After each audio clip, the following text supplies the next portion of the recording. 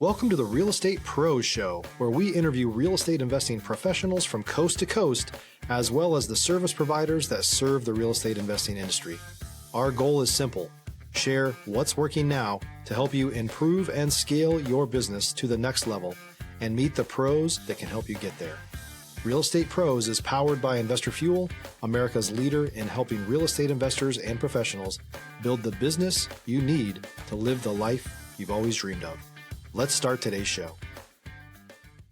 Property insurance for real estate investors doesn't have to be difficult, but it does need to be there to protect you when you need it. MyInvestorInsurance.com not only provides insurance at 15 to 30% cheaper than traditional agencies, it's built specifically for real estate investors like you. You can set up an account in about 2 minutes, get quotes on properties, turn on and turn off insurance for your fix and flip or rental properties in around 2 minutes without having to talk to anyone directly, all through our portal. There's no better way or faster way to make sure you've got the coverage you need to protect you, and no more lengthy policies either.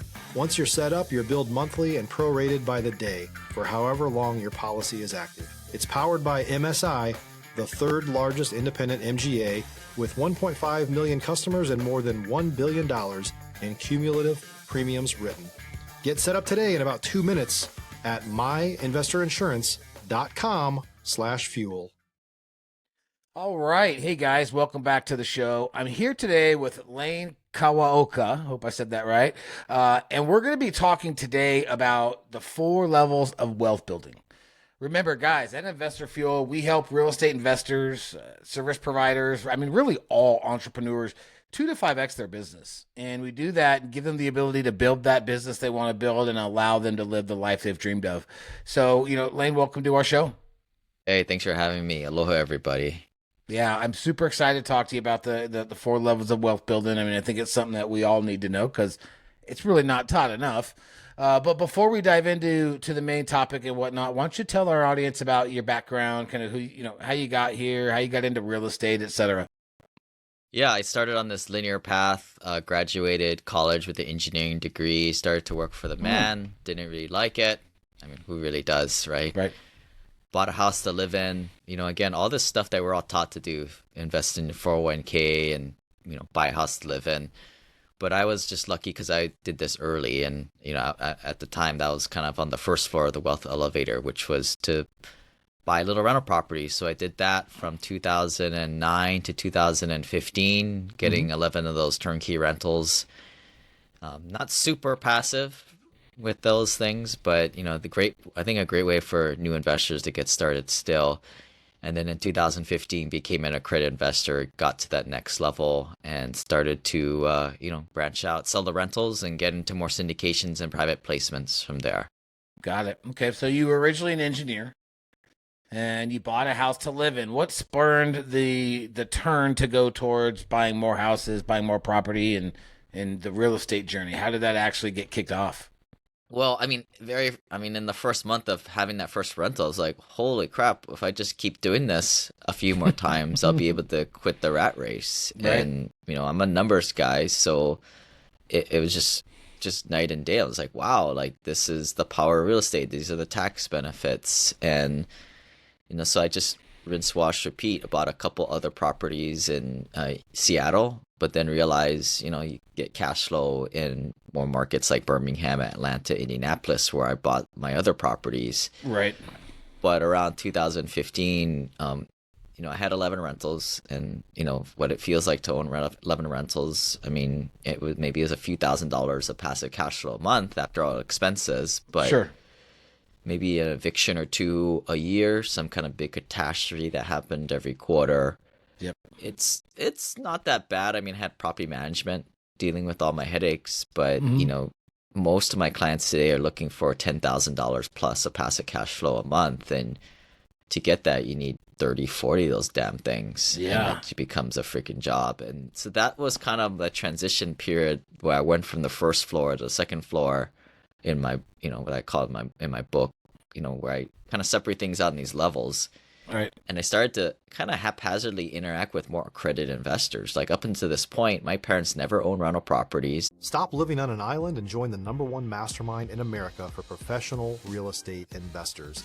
Investor Fuel is a community of hundreds of the nation's top investors working together to build stronger businesses and better lives. In addition to the amazing community of real estate investors acting as a board of advisors for one another, Investor Fuel members have access to 100% funding on purchase and repairs for our members only, a health insurance program, and benefits and discounts that more than pays for the membership of most of our members, meaning it's actually costing you money to not be a member of Investor Fuel. If you're looking to scale your business and build a business that allows you to live the life of your dreams, please visit investorfuel.com today and book a call with our team. Mm-hmm. I didn't know any accredited investors. I didn't have a rich uncle. And I was just kind of uncovering this world all by myself, not really talking to anybody about it, right? Because you're not supposed to talk about money and finances if not you're showboating. We're told you're not supposed to, but yeah. We're told not to. And even like, as accredited investors, right, you have something to lose. So you want to keep your mouth shut and shut up.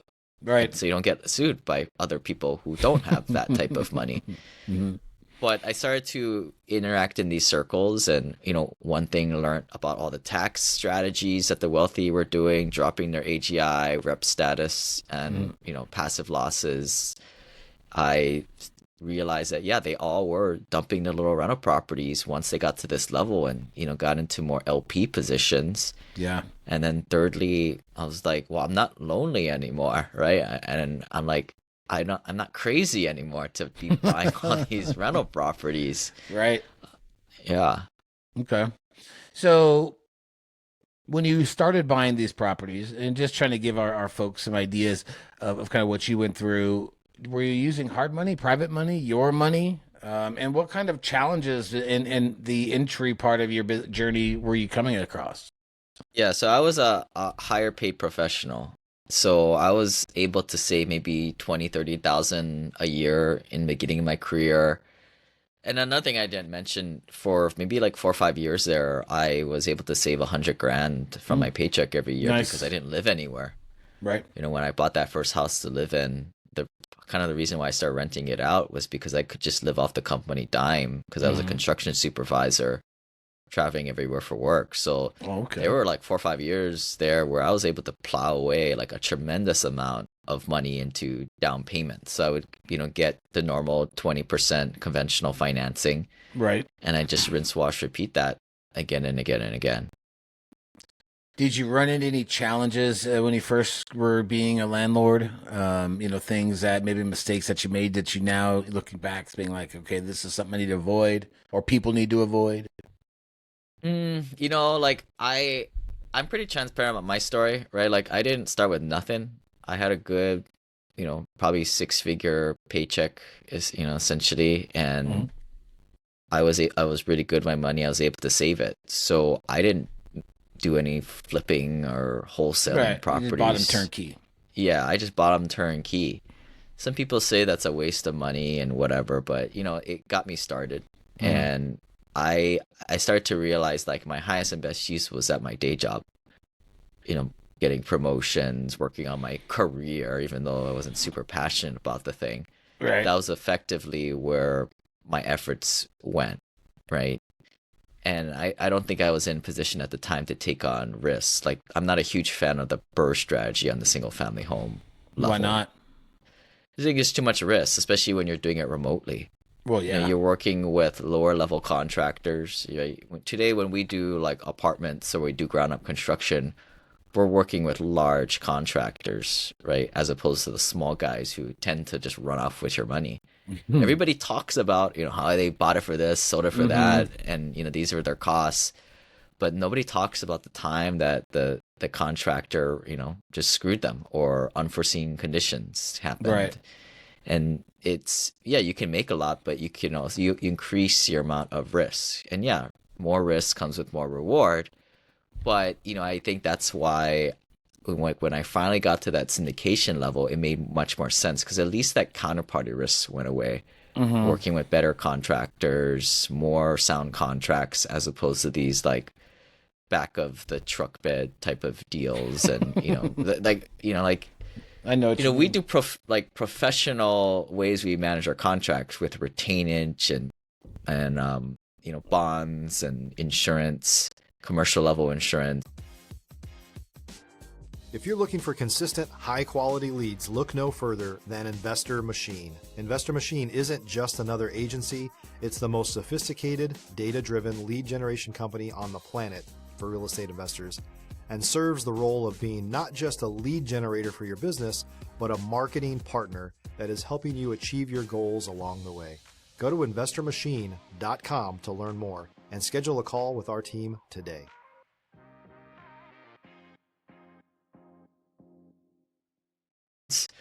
Where you don't get a lot of that on the lower rungs of the single family home flips. Yeah. But the same, I don't know it. I've never done it. Right. I've just done construction at a different level. Right. And when you get to that other level, it's a lot more scalable. And there's kind of the rule of buying properties under $5 million. You're just so competitive. Prices are so terrible in that run because every Tom, Dick, Jane, and Harry are buying little single family homes. Yeah. Easier barrier to entry than the bigger things. So at what point did you go full swing into this and ditch the W-2, the job? Yeah, I mean, I kind of turned this into a business after a while. Like my first 15 deals I was in as an investor. I was also on the GP side too in the beginning. And I just, a few people they weren't the right people. And a lot of that's the hard part of being a passive investor. When you're first getting into this world, you just have access to garbage operators, the fake it till you make it guys who are just getting started under $1 billion of deals. Yeah. And I think that's the hard part, right? That was the growing pains that I went through, working. I could pick the right deal, but the operators, I just didn't have access to them. Today we kind of work with more family office type of level, better operators. But it took a while to get there. I was about to say, what did you have to do to get to that level to where you were finding the right people? Like, what steps did you have to take? Some people are like, well, what are the steps? And it's to me, at the end of the day, just like employees or your spouse, you just have to date people and get into bed with them. Because until things start to go wrong or you go through adversity, you don't know how people's true colors are. Right. That's 100% true. On the face-to-face meeting at the beginning, everything looks rosy, but then when you get into when the what hits the fan, how do they deal? Yeah, so it's kind of a game of attrition over the years, and we've probably worked with well over a dozen different operators and partners, and people come and go, and so you laugh at the end of the day. So what does your business look like now? Like, do you have a team? Is it just you? What do you do? Yeah, so I think in the beginning, we would just do little 50-unit, 100-unit apartments in larger general partnerships. And that's how you have to do the deals when you're small and you're getting started. But then, what you start to realize, especially when you go through some of these guru groups, a lot of people in those GPs don't do anything and they're useless. So the people who actually do things and add value tend to just team up and do their own deals by themselves. So this is kind of how I developed a lot of my earlier partnerships. And, some stuck, some didn't through the years. We, in 2020, I think that's where we really hit our stride when we went over $1 billion of deals. But still, it's so competitive. Nice. A lot of people think that they can go, invest in real estate for a few years and then go buy a 300-unit apartment complex. So in 2020, we started to develop ground up just to differentiate ourselves. Yeah. And because it's harder, barrier to entry. Again, to buy an apartment, technically you just need a few guys with their net worth greater than or equal to the loan, and you're off and rolling. And you maybe have a co-signer on it, a co-sponsor who's done it before, who may or may not have done it before, just happened to sign on the debt, right? That's kind of how that world works. But in the construction world, you actually need to have the legitimate experience to take a project full cycle to doing, to getting the loan. So much bigger barrier to entry. And then, 2021, 2023, that was the peak of the market.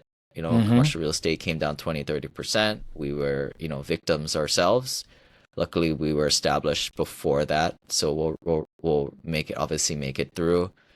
But I think long term, I mean, I'm a real estate guy, don't get me wrong, but interest rates aren't going to be, the Fed rate is what I'm talking about, aren't going to be under 3-4% No. in the next 5-10 years. If you're a new or newer real estate investor looking to launch or grow your real estate investing business, please check out Investor Fuel Club. It's a coaching community, but unlike anything you've ever seen before. And you can actually partner with members of our mastermind from coast to coast on deals right in your market.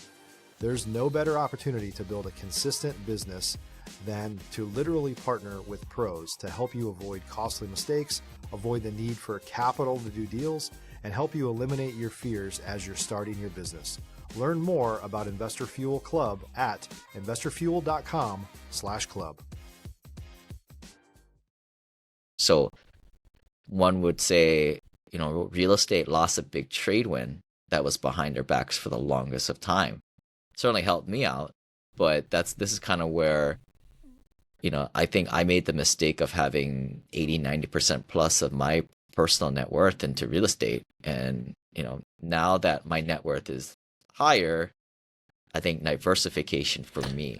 But I'm not saying that that's for the person listening. I don't know where y'all are at, right? Right. So is that kind of a trend that you're seeing now, is because we're not going to see what we saw in the past now? I mean, diversification is really an important thing to do with your money. I mean, I think the diversification we'll talk about the 4 levels of the financial journey later on. I think it plays more into like what your net worth is at, right? Like, Right. I mean, to me, I don't think you can build substantial net worth over a few million unless you somewhat concentrate. Once you get to a certain level, 4 or 5 million plus, then I think you can start to talk about the D word a little bit.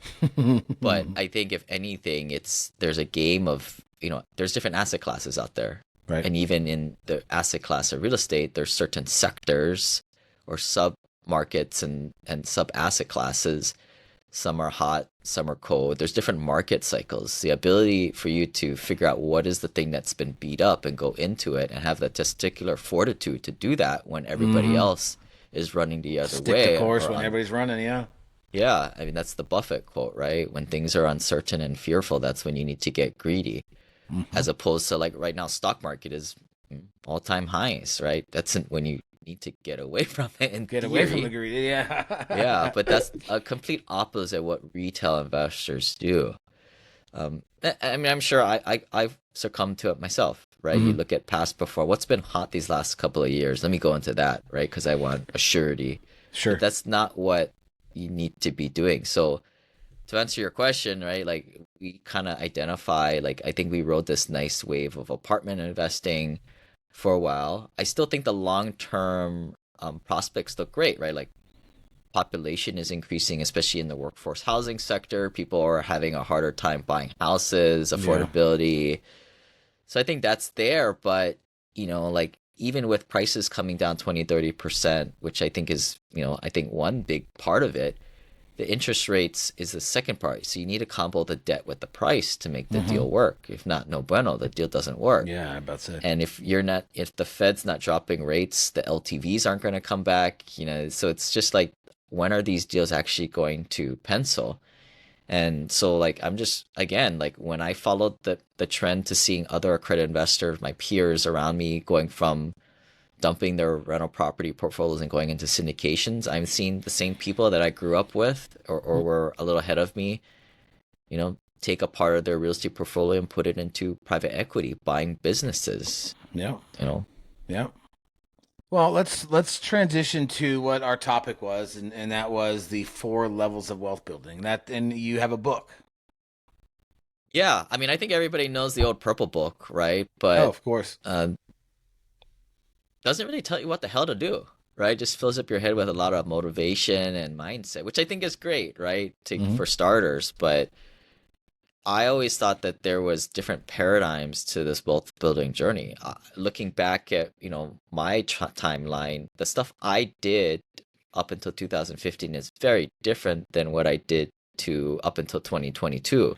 And then now today, there were pretty defined moments. So the first level is like the basement level. These are the guys who need to listen to Susie Orman, Dave Ramsey, and maybe pick up the Rich Dad, Poor Dad book and also get a better freaking job, right? These are the guys who make under $60,000 a year, able to save, most importantly, less than $10,000 per year, right? This is personal finance level. Right. I think most of the people listening here are probably on the first floor or higher, right? And that's where I started with, as a young professional, able to put away, multiple five figures from, to plot it away. Mm-hmm. And the name of the game was just to get up to accredited investor status just by buying little rental properties. So it took me to, buy 11 of them. You asked me earlier, what would I do today that'd be a little bit different? I probably would not buy 11 rental properties because they're a pain in the butt to sell. Right. But, maybe I would have bought a handful and, got it up to closer to accredited investor status and then make the jump up to the second floor of the wealth elevator. So my book, I have all this kind of in charts, but the game changes, and it's the saying goes where, what got you here isn't going to get you the next level. And then what to get to the next level beyond that, in our case, the third level, like, once you get to like end game. So end game is what I define as 4 to 5 million, because at that point you can just put your money in T-bills and chill and life insurance and get 4 or 5%. Yeah. So we have let's just talk about each level though. For level 1, you said is the basement, right? And what's level 2? Oh, the first level is the basement. The basement doesn't get a lower number. So the first what I say, floor is level 1, right? Or yeah, level 1 after the basement would be non-accredited investor status level, Okay. buying little rental properties. You may have to flip wholesale if you don't have a good job, but that's kind of that level there. Okay. And then After that, the second floor, you've got more substantial net worth. So legal liability is a big thing, right? And because you're actually a target to get sued because you have $1 million net worth and greater. So this is where the transition to being more of an LP, limited partner, comes into play. And then you're able to diversify into different asset classes, different geographic markets to kind of play this game of jumping sectors or asset classes. And if you were akin to where the market cycles are in each asset class, and just kind of, but all these stages takes a long time. Sure. Right. Yeah. It's not overnight by no means. Yeah. It's not a get rich quick scheme, but, I think a lot of people who are able to save, most of my clients are able to save $50,000 per year. And if they diligently do this over a decade, they typically find themselves getting to that end game level and being able to retire after being in the game for about a decade. And at that point, I think if you want to just do nothing and hang out with 4 or 5 mil, I think no qualms against that. But I will say that if you want to go after legacy wealth, now we're talking, we got to get over 8 figures, but it's not that hard to do. I mean, you just have to stay in it a little bit more. We got to stay the course in it. Yeah. And that's what we kind of call the penthouse level, where now you're creating a more family dynasty. $4 or $5 million is enough for you to live on. But if you're going to give it to a couple of your kids, they're just going to blow it over the time. And especially when it gets to generation 3. Most of our clients, their kids go to nice colleges or good contributors to societies, working professionals, but right.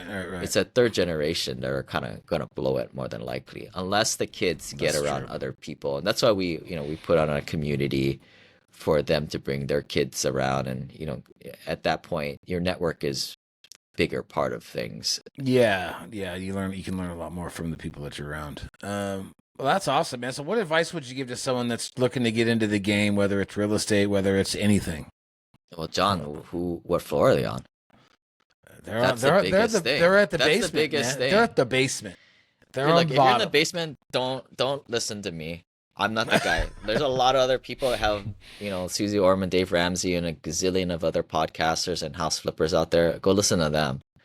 Right. But if you're a working professional or a successful business owner and a credit investor, right, that's where kind of I think we pick up from there and take them to the next level. Okay. And what can you do to help them get to that next level? Or what advice would you give them to get to that next level? Well, I think the first thing is self-awareness. Where are you at? Right. What's your cattle grade? What level of the wealth elevator you're at? So go pick up my book and go look at the chart and figure that out. I'll give you a hint. A lot of it starts where your net worth is. right? That's the score. Yep. At the end of the day, that dictates your next strategy path moving forward. Right. And Okay. so it's almost like if you're in warfare, against countries, it's like, well, what's my next step? Well, are you Somalia, or United States, or you Russia? Like, where Yeah. are you, bro? Well, what Right? kind of Which level assets are do you you at? have? Yeah. Right? And that Yeah. was always my frustration, is like everybody thinks it's a one size fits all solution. Mm-mm. No, it's there are 4 different silos here, and you got to figure out which one you're in first, Yeah. and then appropriately move on from there. No, And I think that like everybody, like, listen to Warren Buffett. I mean, why would you take advice from a guy like that? Right? You need to figure out where you are at now and what's the next half step up from you, and follow that formula. Yep. And then know that there's a next formula after that.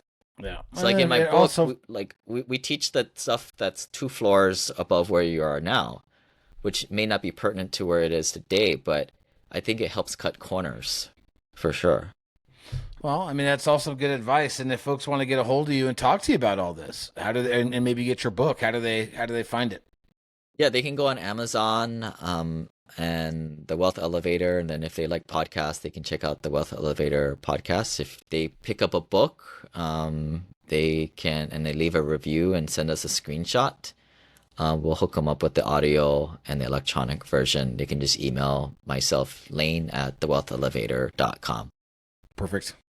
All right, you guys. I hope you guys picked up some good nuggets, took some good notes on this. Lane, thank you much for coming by and sharing all this. And you guys, folks, reach out. If you're on that higher level of the elevator, a higher floor, I guess I should say, reach out, and I'm sure Lane can help you with your business.